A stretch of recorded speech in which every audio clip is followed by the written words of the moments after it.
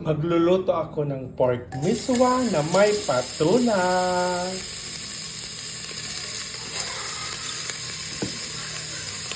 Igisa ang bawang,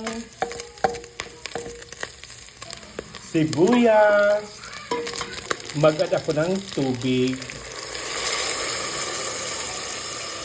Mag-add ako ng konting asin, pamintang buo.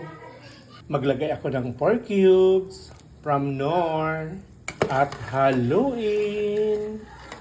Ilagay ang patola.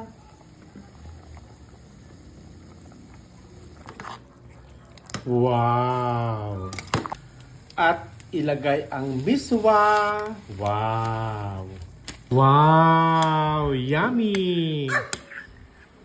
Pork miswa na may patula.